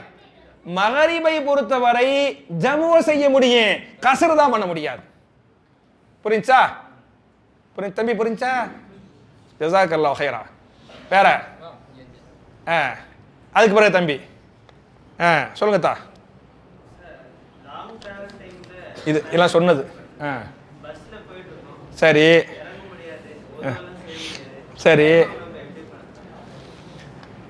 பஸ்ல போய்கிட்டு இருக்கிறோம், டைம் வந்துருச்சு, ஒது செய்யணும், ஒது செய்ய முடியல, எப்படி தைமம் பண்றது அப்படின்ட்டு பஸ்ல போய்கிட்டே இருக்கிறோம். எங்கேயாவது தண்ணி கிண்ணி குளத்தை பார்த்தா டக்குன்னு குதிக்கணும். சரியா சரியா? அதாவது குர்ஆன்லயே அல்லாஹ் வந்து சூரத்துல் மாயிதா 5வது சூராவுல அல்லாஹ் சொல்லுவான், ஃபஇல்லம் தஜிது மாஅன் ஃபதயம்மமு சஈதன் தய்யிபா. 5வது சூராவுடைய 6வது ஆயத்து. 5வது சூராவுல 6வது ஆயத்து, நீங்கள் தண்ணீரை பெற்றுக்கொள்ளவில்லை என்று சொன்னால் என்ன செய்யுங்கள்? மண்ணை கொண்டே தயம்மம் செய்து கொள்ளுங்கள் அப்படின்னு அல்லாஹ் சொல்லிட்டான். உங்களுக்கு தயமம் பண்றது வந்து ஒன்னு மணலால் அல்லது மண்ணால் கட்டப்பட்ட பொருட்களால் அல்லது அந்த மண்ணால் வந்த தூசி புழுதி இருக்கு பத்தியாலா, அதுகளால் நீங்க வந்து தயமம் பண்ணிக்கிறலாம். நீங்க பஸ்ல போறீங்கன்னு சொன்னா கண்டிப்பா சீட்டு ஃபுல்லா தூசி சிதறக்க போகுது, புரியுதா? நீங்க உட்கார்ந்துக்கிற சீட்லயே அடிச்சுக்கலாம், இல்ல பக்கத்து எய்த்த மாதிரி இருக்கு பத்தியாலா, அந்த எய்த்த மாதிரி உள்ள சீட்ல நீ ஏன் அது உட்கார்ந்துக்கிற ஆளை பார்த்து அடிங்க, அது உங்க இஷ்டம், சரியா? நான் ரசூல்லா சொன்னதை நான் சொல்லுவேன். அப்ப முன்னால உள்ளது நீங்க அடிச்சு என்ன செய்யுங்கன்னு சொன்னா, முகத்துல பிஸ்மில்லான்னு சொல்லணும் தான் சொல்லிட்டு முகத்துல தடவிக்கிறோம். இந்த ஒலு செய்யும் போது கழுவுற மத்தியால அப்படி தடவிக்கிறோம். அப்ப 2வது தடவை அடிக்கணும். 2வது தடவை அடிச்சு இடது கையை வச்சு வலது கையை மணிக்கட்டு வர, இதுவரை தேவையில்லை. ஒலு செய்யும் போதுதான் முழங்கை வர கழுவணும். தயமத்துக்கு வந்து முழங்கை வர கழுவ தேவையில்லை, மணிக்கட்டு வரதான். இடது கையை வச்சு வலது கையை மணிக்கட்டு வர, வலது கையை வச்சு இடது கை மணிக்கட்டு வர. இந்த 2ஐயும் நீங்கள் செய்துவிட்டால் என்ன செஞ்சிட்டீங்க? தயமும் செய்து விட்டீர்கள், சரியா? நீங்க தயமம் செய்யும் போது நான் ஒலு செய்யும் போது தண்ணி எடுத்து வாயு கொப்பளிப்பேன், மூக்குக்கு தண்ணி செலுத்துவேன் அப்படின்னு மண்ணை வச்சுக்கிட்டு அள்ளி வாயில கொட்டி ஒலு செஞ்சிட கூடாது, அந்த வாயு கொப்பளிக்க கூடாது. இந்த 2 தான். ஒரு அடி அடிச்சிட்டு மண்ணுக்குன்னு பட்டிருந்தா தடைய விட்டு முகத்துல தடவுங்க. 2வது அடி அடிங்க, லெஃப்ட வச்சு ரைட்ல தடவுங்க, ரைட்ட வச்சு லெஃப்ட்ல தடவுங்க, ஹலாஸ் தயமம் பண்ணிட்டீங்க, சரியா? வந்து தொழுவிட்டு போயிருக்கு. அப்படியே வண்டி பஸ் ஓட ஓட தொழுவுங்க. ஓதுங்க ஓதுங்க ஓதுங்க. இந்த பெண்களுக்கு ஒரு இது வச்சுருமா, அதுக்கப்புறம் நம்பிட்டேன் உங்க நீங்க தான். மாதவிடாய் காலத்தில் பெண்கள் ஒற்றைப்படை இரவிற்கு பள்ளிவாசலுக்கு வந்து தொழாமல் திருக்குர்ஆனை ஓதலாமா? மாதவிலக்கு டயத்தில் வந்து பெண்கள் பள்ளிக்கு வந்து, அதாவது தொழுகைன்னு வரக்கூடாது, தொழுகைன்னு வரக்கூடாது. குர்ஆனை நீங்க பள்ளிக்கு தான் வந்து ஓதுங்கிற அவசியம் இல்லையே, வீட்டில் உட்காந்து ஓதலாம் தானே, வீட்டில் வந்து உட்காந்து ஓதிக்கலாம். நீங்க பள்ளிக்கு வர்றீங்க அப்படின்னு சொன்னா கல்வி பயான் கேட்க வர்றேன், சரியா? அதுக்கு வரலாம். நான் ஒரு உஸ்தாதா படிச்சு கொடுக்க வர்றேன், அதுக்கு வரலாம். நான் ஒரு மாணவி படிக்க வர்றேன், அதுக்கு இந்த இல்முக்காக வந்துக்கலாமே தவிர குர்ஆன் ஓதுறதுக்குன்னு வர வேண்டிய தேவை இல்லையே உங்களுக்கு. நீங்க வீட்டில் உட்காந்து ஓதிக்கலாம், புரிஞ்சா? இல்முக்காக கல்விக்காக நீங்கள் வரலாம், குர்ஆன் ஓதுறதுக்காக தொழுறதுக்காக வர வேண்டாம். அப்புறம் ஒரு பெண் கணவனை விட்டு பிரிந்து இருக்கிறார், இன்னும் தலாக் ஆகவில்லை, அவரிடம் 88 கிராம் நகை உள்ளது, தாய் தந்தையின் அடைக்கலத்தில் உள்ளார், இந்த பெண் ஜக்காத்து கொடுக்க வேண்டுமா? ஆம் என்றால் ஜக்காத்து கொடுக்க வேண்டியது யார் பொறுப்பு? அவர் பெற்றோர் ஜக்காத்து வாங்கக்கூடிய அளவிற்கு கூலி வேலை செய்பவர்களாக இருக்கிறார்கள், இதற்கு என்ன செய்வது? விளக்கு தரவும். நல்ல கேள்வி. இப்ப ஒரு பெண்ணு கணவர் இல்லை, வேற பார்த்துக்கிறதுக்கு ஆள் இல்லை, வருமான போக்குவரத்து பெருசா இல்லை, ஆனா 88 கிராம் அந்த நிசாபை தொட்ட, நிசாபை தாண்டல, அந்த அளவுகோலை தொட்டது வச்சுக்கிறாங்க. இவங்க வந்து கொடுக்கணுமா, இந்த மாதிரியான பெண்கள் கொடுக்கணுமா கொடுக்க வேணாமா அப்படின்னு கேட்கறாங்க. இதுலயே கொஞ்சம் டீப்பா பாத்தியலாக்க இது மாதிரியான பெண்களுக்காக சில இமாம்களும் சில சஹாபாக்களுமே சில விதிவிலக்கு தர்றாங்க. இது மாதிரியான இப்படிப்பட்ட பெண்கள் வந்து அவங்க வச்சுக்கிற நகைக்கு வந்து ஜக்காத்து கொடுக்க தேவையில்லை அப்படின்னு எல்லாரும் அப்படி சொல்லல. இது கருத்து வேறுபாடு உள்ள ஒரு மசாலா, சரியா? சில இமாம்கள் சில சஹாபாக்களை இந்த வருமானமே இல்லை, இவ்வளவுதான் இருக்குது, வேற பாத்துக்கிறதுக்கு வாப்பா இல்ல, பையன் இல்ல, மாப்பிள்ளை இல்ல, அது மாதிரியான பெண்கள் வந்து அப்படி கொடுக்க தேவையில்லை அப்படின்னு சொல்றாங்க. இப்படி ஒரு கருத்து இருக்குது ஒன்னும். சில பேர் என்ன சொல்றாங்கன்னா இல்ல இல்ல நிசாப அடைஞ்சிட்டா கொடுத்தானே ஆகணும் அப்படின்னு கேட்க சொல்றாங்க. அப்படி கொடுக்கணுங்கிற பட்சத்துல இந்த அம்மா கேட்கறாங்க, நான் எங்க அம்மாவுக்கு கொடுத்து, எங்க அம்மா வந்து கூலி வேலை பார்க்கறாங்க, கொடுத்துக்கலாமான்னு. தாராளமா கொடுத்துக்கலாம். புரிஞ்சா? அதாவது ஆம்புல புள்ள தான் அம்மாவுக்கு ஜக்காத் கொடுக்க கூடாது. ஆம்புல புள்ள ஏன் தாயை கவனிப்பது கடமை, கொடுக்க கூடாது. பெண்ணை பொறுத்தவரை, பொம்பளை பிள்ளையை பொறுத்தவரை அவங்களுக்கு வந்து தாயை பார்த்துக் கொள்வது, அவங்க சம்பாதிக்கணும், கடமையே கிடையாது. தாயை கவனிப்பது கடமையே கிடையாது. அதனால கொடுக்கலாம் அப்படின்னு சொன்னா இந்த தாய், இந்த சகோதரி தன்னுடைய தாயாருக்கே கொடுத்து கொள்ளலாம், தப்பு கிடையாது. வல்லாஹு அலம். வேற தம்பி இந்த கடைசியில் உள்ளவங்களுக்கு எல்லாம் சந்தேகமே இல்லையோ? பாரக்கல்லாஹு ஃபீக்கும்.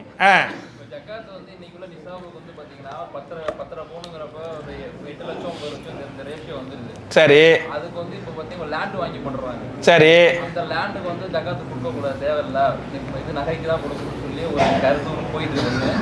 அது சரியா தப்பா? சரி, தம்பியுடைய கடைசி கேள்வி என்ன என்றால், அதே மாதிரி லாஸ்ட் நான் தம்பியுடைய உங்க சொல்லுவேன், தம்பிக்கு தான் சொன்னேன்.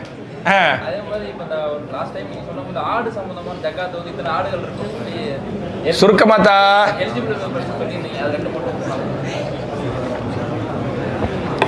ஹைர் என்ன கேட்குறான்னா, ஒரு 10 நிமிஷத்தில் எல்லாத்தையும் விட்டுருவேன், பெல் அடித்து வெளியே அனுப்பிடுவேன் இன்ஷா அல்லாஹ். சரியா? முதல் கேள்வி சொல்லுங்க.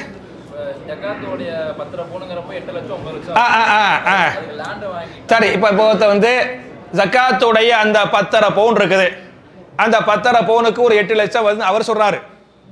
சரியா? 10.5 பவுன் 8 லட்சம் இருந்தா வாங்கி கொடுங்க இன்ஷா அல்லாஹ். அப்படித்தானே பாய்? அப்படிதான். சரியா? இன்னைக்கு எவ்வளவு ரேட் ஆயிடுச்சு? 15,050 ரூபா இன்னைக்கு ரேட்டு. ஒரு கிராம் வந்து 15,050 ரூபா. அந்த அளவு ரேட்டா போயிருச்சு. ஏதோ 8 லட்சம் சொல்றாரு. நான் டெய்லி பார்த்துக்கிட்டு இருப்பேன். சரி, வாங்குறதுக்கு இல்ல, தெரிஞ்சுக்கிறதுக்கு. சரியா? ஹைர். அப்ப தங்கத்தை பொறுத்தவரை நீங்க அப்படி தங்கமா வச்சிருந்தா, நிசாபை அடைந்தால் அது ஜக்காத்துக்குரிய தங்கம் நீங்க கொடுக்கணும். புரிஞ்சா? அதே இத நீங்க வித்து இடமா மாத்தி போட்டுக்கிறீங்க அப்படின்னு சொன்னா அந்த இடத்தின் மீது ஜக்காத்து கடமை இல்லை. இடத்தின் மீது நீங்க இடமா போட்டு வச்சிருப்பீங்க. ஆனா அதே சமயத்துல ஒரு ரியல் எஸ்டேட் பண்றான்னு வைங்க, அவர் ஒழுங்கா கொடுத்தாகணும், வியாபார பொருளா போயிடும். புரிஞ்சா? அதுக்கு தனி சட்டம் இருக்குது. நீங்க ரியல் எஸ்டேட் பண்ணாம நம்மள மாதிரி சாதா சீதா ஆதுமி, சரியா? சரி, வாங்கி போடுவோம், நாளைக்கு இன்ஷா அல்லாஹ் கொஞ்சம் ரேட்டு ஏறும், வித்துக்குருவோம், ஒரு நாளைக்கு இன்ஷா அல்லாஹ் வீடு கட்டிக்கிறோம், பிள்ளைக்கு உதவும் அப்படின்னு போறியன்னு சொன்னா அதன் மீது ஜக்காத் கடமை இல்லை. சரியா? அதே சமயத்தில் அந்த நிலம் விவசாய நிலமாக இருந்தால், அந்த நிலம் விவசாய நிலமாக இருந்தால் நிலத்துக்கு ஜக்காத் இல்ல. விவசாயம் பண்றோம் மத்தியலா, அந்த மகசூலுக்கு ஒரு லிமிட் இஸ்லாம் சொல்லுது. அது வந்தால் அந்த மகசூலுக்கு ஜக்காத் கொடுக்கணும். நீங்க பில்டிங் கட்டுறதுக்கு வாங்கி போட்டீங்களாக்க அதுக்கு ஜக்காத் கொடுக்க தேவையில்லை. அந்த ஆடு பண்ண வச்சிருக்கீங்களா? 18 ஆடு 19 ஆடு ஜக்காத் கொடுக்கணும் அப்படின்னு ஒரு கணக்கு சொல்லி. சரி, அது எத்தனை ஆடு இருந்தா அதை வச்சு கேட்டு என்ன செய்ய போறீங்க? சரியா? நீங்க பண்ண வைக்க போகும்போது கேளுங்க, நான் சொல்றேன் இன்ஷா அல்லாஹ். சரியா? ஆட்டுக்கு மட்டும் சுருக்கமாக தம்பிக்கு வந்துடுறேன். ஆமா, அதாவது அந்த காலத்துல ஆட்டு பண்ணையெல்லாம் வச்சிருந்தாங்கல்ல, அதுக்கு வந்து நான் எதுக்கே சொன்னேன்னா, இந்த கொடுத்த பொருளுக்கு திருப்பி கொடுக்க தேவையில்லைங்கிறாங்க பத்தியலா, அது தப்பான கருத்து. அது மார்க், அது ஹதீஸுக்கு மாத்தான்.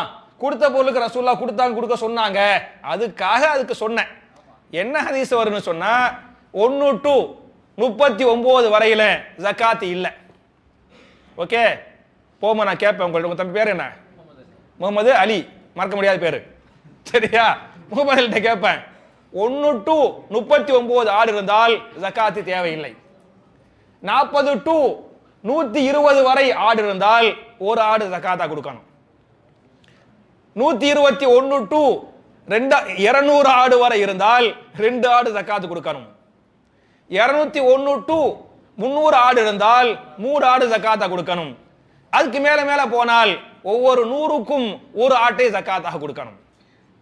மீனாமியா பாரக்கல்லாஹ் ஃபீக்கும்.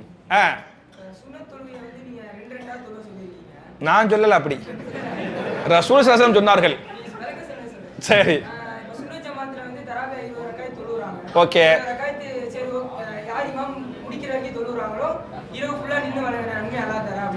இப்ப வித்ரு தொழுகையை பொறுத்த வரைக்கும் அல்லாஹ்வின் தூதர் என்ன சொன்னாங்கன்னா மக்ரிப் தொழுகை மாதிரி தொழுவாதீங்க, அதுக்கு டிஃபரெண்டா தொழுவுங்க அப்படின்னு சொல்லி சொன்னாங்க. ஆனா சுன்னத் ஜமாத்ல மக்ரிப் தொழுகிற மாதிரி தான் தொழுகிறாங்க. இப்ப நான் வந்து அங்க 20 ரக்காத் தொழுதுட்டு வித்ரு வந்து தனியா தொழுதனா இரவு ஃபுல்லா தொழுத நன்மை கிடைக்குமா இல்ல தனியா? மாஷா அல்லாஹ், தம்பி சூப்பர் கேள்வி கேட்கறாப்ல. முதல் தம்பி கொஞ்சம் லேட்டா பேசுங்களே. என்ன உங்களை தான் என்ன கேட்டிய ஃபர்ஸ்ட்? சுன்னத் தொழுகையை 2 தொழுவணும். இப்ப சுன்னத் தொழுகை வந்து ரசூல் ஸல்லல்லாஹு அலைஹி வஸல்லம் 2 ரக்காத்தாக தொழுதார்கள். ஸலாத்துல் லைலி வன்னஹாரி மஸனா மஸனா. சுன்னத் தொழுகை என்பது இரவில் தொழுதாலும் பகலில் தொழுதாலும் 2 ரக்காத்துகளாக தொழுவுங்கள், அப்படிதான் ஹதீஸ் வருது. அதை வச்சு தான் இந்த லுஹருடைய முன் சுன்னத்து 4 இருக்கு பத்தியாலா. சில இடங்கள்ல 4 ரக்காத்து ஒரேடியா தொழுது ஒரே சலாம் கொடுப்பாங்க. அப்படி கொடுக்க கூடாது, 2+2 தொழுவணும் அப்படின்னு சொல்றோம். அப்படி செய்யணும். சரியா? ஒன்றும். அப்புறம் கேட்குறாங்க, யார் தராவி தொழுகையை வந்து இமாம் ஜமாத்தோடு தொழுதாங்களோ அவங்க அந்த நைட்டு ஃபுல்லாக தொழுத நன்மையை அல்லாஹ் கொடுப்பான், அவங்களுடைய பாவங்களை அல்லாஹ் மன்னிப்பான் அப்படின்னு இருக்குது. ஹதீஸ் வந்து 8 ரக்காத் தானே இருக்குது. சுன்னத்துல் ஜமாத்துன்னு சொல்லிட்டு 20 ரக்காத் தொழுகிறாங்களே, நான் என்ன செய்யணும்? சரியா? அப்படிங்கிறாங்க. நீங்க அப்படின்னா நீங்க தராவிஹ் தஹஜ்ஜத்துங்கிற நிய்யத்துல 8 ரக்காத் தொழுவுங்க. அப்புறம் நீங்க நிய்யத்து நஃபில் இருக்கு பத்தியலா, நஃபில் எத்தனையும் தொழுதுக்கலாம். அடுத்த நீங்க 9வது வரும்போது நஃபில் நீங்க மனசுல வச்சுக்கிறங்க, வச்சு நீங்க தொழுவுங்க. தொழுது நீங்க 20 தொழுவுங்க, 26 தொழுவுங்க, 30 தொழுவுங்க, 40 தொழுவுங்க. நஃபிலுக்கு எண்ணிக்கை கணக்கு கிடையாது, அது உங்கள் இஷ்டம். சரியா? பார்த்துக்கிறங்க. அப்புறம் நம்பி கேட்கிறாப்புல, அந்த தராவி வந்து இமாம் ஜமாத்தோடு தொழுதால் இந்த நிறைய நன்மை கிடைக்குதுல, பாவ மன்னிப்பு போக்குவரத்துலாம் கிடைக்குதுல. அப்ப நான் வித்ரு வந்து லேட்டா, ரசூலுல்லாஹ் வித்ர வந்து லேட்டா தொழுதாங்கன்னு இருக்குல்ல, அப்படி தொழுதா எனக்கு அந்த நன்மை விட்டு போயிருமான்னு கேட்கறாங்க. Okay okay okay. வித்ரு வந்து மகரிபுக்கு மாத்தமா தொழுவுங்கன்ற ஹதீஸ் இருக்குது. ஆனா அவங்க மகரிபு மாதிரியே தொழுவுறாங்களே, மகரிபு மாதிரியே தொழுவுறாங்களே அப்படின்னு கேட்கறாங்க. மகரிபு மாதிரி தொழுவ கூட ஹதீஸ் இருக்குல்ல, நீங்களே சொல்லிட்டீல்ல, அப்படி தொழுவ கூடாது. அந்த இமாம ஃபாலோ பண்ணலாமான்னு கேட்கறிய. நீங்க அந்த பள்ளிக்கு போயிட்டேன்னு சொன்னா இப்ப என்ன செய்ய முடியும்? 2 சாத்த முடியும், ஒன்னும் பண்ண முடியாத. நீங்க சொன்னீங்க, நீங்க அவர்கிட்ட நீங்க என்ன செய்யுங்கன்னு சொன்னா நேரடியா ஹதீஸை கொண்டு போய் அஜரத்து இந்த பாருங்க மகரிபுக்கு மாத்தமா தொழுவுங்கள் ஹதீஸ் இருக்குது, நீங்க இந்த ஹதீஸுக்கு மாத்தமா தொழுவுறீல அப்படின்னு நீங்க கேளுங்க. அப்படி கேட்டாலே இவர் வந்து அங்கிட்டு போயிட்டாரு இங்கிட்டு போயிட்டாரு, சரியா, சீல் வச்சு வெளியே அனுப்பிடுவாங்க. தப்பு கிடையாது, தப்பு கிடையாது. புரியுச்சா? நீங்க அவர்கிட்ட சொல்லுங்க. ஒரு பேச்சுக்கு ஏத்துக்கிறாம இருந்தாலும் நமக்கு வழி இல்லை. இன்னமல் அமாலு பின்னியாத். அவர் செஞ்ச தப்புக்கு அவர் அல்லாஹ் தண்டிப்பான். உங்களுக்கு ஒரு வழி இல்லையே. அவர் 2 ரக்காத்துல உட்கார்ந்துட்டாரு அப்படின்னு சொன்னா நீங்க எந்திரிக்க முடியுமா? இமாமுக்கு மாத்தமா வர வழியே இல்லையே. உங்களுடைய கல்புக்கு அல்லாஹ் வச்சு உங்களுக்கு சுன்னாவுடைய நன்மை அல்லாஹ் கண்டிப்பா கொடுப்பான். ஆனா முடிஞ்ச அளவுக்கு அது மாதிரியான பள்ளிக்கு போவதை விட சுன்னா அடிப்படையில் எங்க தொழு வைக்கிறாங்களோ அங்கே முடிஞ்ச அளவுக்கு போக முயற்சி பண்ணுங்க. இன்ஷா அல்லாஹ் முடிச்சுக்கலாமா? டைம். ஜம்மு கஸ்ர் வந்து 19 நாள் வர தொழுதாங்க, ரசூலுல்லாஹ் தொழுதுக்கிறாங்கன்னு ஹதீஸ் இருக்குது.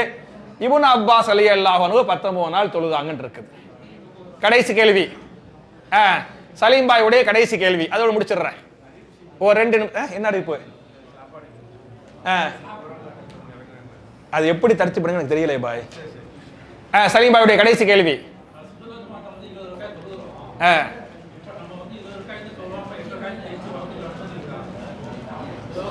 அதாவது சுன்னத்துல் ஜமாத்துல வந்து 20 ரக்காத் தொழுவுறாங்க, 8 மட்டும் தொழுது விட்டு எந்திரிச்சு வரலாமா அப்படின்னு கேட்கறாங்க. அதுல என்ன தப்பு இருக்குங்கிறிய? அப்படியெல்லாம் கிடையாது. நம்ம எதுக்கு நான் அப்படி செய்ய மாட்டேன். எதுக்குன்னா சும்மாவே 1000 குரூப் இருக்கு, சரியா? நம்ம பிச்சுக்கிட்டு வேண்டாமாக்க 1001வது குரூப்பா போயிடும். அதனால வேண்டாம், தேவையில்லாத வம்பு வேண்டாம் அப்படின்னு அப்படி வந்தா தப்புலாம் கிடையாது, வந்தா தப்புலாம் கிடையாது. சரியா? ஆமா, அங்க நின்றா கால் வலிக்காது, இங்க நின்றா கால் வலிக்கும். ஆனா மாஷா அல்லாஹ் நமக்கு நன்மை எவ்வளவு சூப்பரா வரல இல்லையா? ஒவ்வொரு எழுத்துக்கும் 10 நன்மை 10 நன்மை 10 நன்மை அப்படின்னா இன்னைக்கு ஒரு 1.25 ஜூஸ் கிட்ட ஓதினாரு, எத்தனை எழுத்து வந்திருக்கும் இல்லையா? அப்ப லட்சோப லட்ச நன்மைகளை நம்ம இன்னைக்கு நம்ம சம்பாரிச்சிருக்கிறோம் அப்படின்னு சொன்னா பெரிய ஒரு பாக்கியம் தான். அவர் டக்குன்னு கொஞ்சம் அல்லாஹ் அக்பர் அல்லாஹ் அக்பர் அல்லாஹ் அக்பர் புரிஞ்சா? ஒண்ணு தஸ்பீஹாத்துகள். இப்ப இவ்வளவு ருக்கு பண்ண சுஜூத் பண்ணார, அங்க இப்படி பண்ணுவாங்களா? பண்ண மாட்டாங்கல்ல. ஏன்னா ரசூலுல்லாஹ் அப்படி பண்ணாங்கன்னு இருக்குல்ல. அப்ப நிறைய நேரம் பெரிய கிராத்து, பெரிய ருக்கு, பெரிய சுஜூது, இப்படித்தான் ரசூலுல்லாஹ் தொழுதாங்க. முடிஞ்ச அளவுக்கு இப்படி பண்ண முயற்சி பண்ணுங்க. இந்த மாதிரி பள்ளிக்கு நீங்க போங்க. ஒரு வழி இல்லைங்கிற பட்சத்தில், ஒரு வழி இல்லை, வீட்டில் தனியாக தொழுவதை விட ஒரு பள்ளிக்கு போய் தொழுவது ஓகே. இப்போ இந்த அடுத்ததுல பாத்துக்கிறோமே, டைம் ஆயிடுச்சு, நம்ம அடுத்ததுல இன்ஷா அல்லாஹ் பாத்துக்கிறோம். அடுத்ததுல ஃபர்ஸ்ட் கேள்வி தம்பியுடைய கேள்வி வச்சுக்கிறோம் இன்ஷா அல்லாஹ். என் அருமை சகோதரர்களே, தாய்மார்களே, மாஷா அல்லாஹ் தபாரக் அல்லாஹ், அல்லாஹ்வுடைய பெரும் கிருபையினால நேத்தா ரமலான் மாசம் வந்து மாதிரி இருந்துச்சு இல்லையா? அதுக்குள்ளேயே 21வது நைட்டை வந்து நம்ம அல்ஹம்துலில்லாஹ் முடிச்சிட்டோம். இது மாதிரி எல்லா இரவுகளையும் நமக்கு பரக்கத்தான இரவுகளாக அல்லாஹ் ஆக்கட்டும். லைலத்துல் கத்ர் என்று சொல்லக்கூடிய பெரும் பாக்கியத்தை அடையக்கூடிய தௌஃபீகை, அந்த வாய்ப்பை நாம் எல்லோருக்கும் அல்லாஹ் தந்தருள்வானாக. நான் ஏற்கனவே சொன்னது போன்றே நம்முடைய ஆயுளை அல்லாஹ் நீடித்து வைப்பானாக, ஆரோக்கியமாக அல்லாஹ் வைப்பானாக. பல ஆண்டுகள் ரமதான் மாதத்தை அடையக்கூடிய இபாதத்துகள் பண்ணக்கூடிய பாக்கியத்தை நாம் எல்லோருக்கும் அல்லாஹ் தருவானாக. நம்முடைய இபாதத்துகளை முழுமையாக அல்லாஹ் ஏற்றுக்கொண்டு அதற்குண்டான கூலிகளை இம்மையிலும் மறுமையிலும் மகத்தான வெற்றிகளை தந்து, இம்மையில் மகத்தான வெற்றிகளையும் சந்தோஷத்தையும் ரிஸ்கையும் பரக்கத்தையும் மறுமையில் சொர்க்கத்தையும் அல்லாஹ் தந்தருள்வானாக என்ற துஆவோடு முடிக்கிறேன். சுப்ஹானக அல்லாஹும்ம வ பிஹம்திக அஷ்ஹது அல்லா இலாஹ இல்லா அன்த அஸ்தக்ஃபிருக வ அத்தூபு இலைக். அஸ்ஸலாமு அலைக்கும். ஒரு அன்பா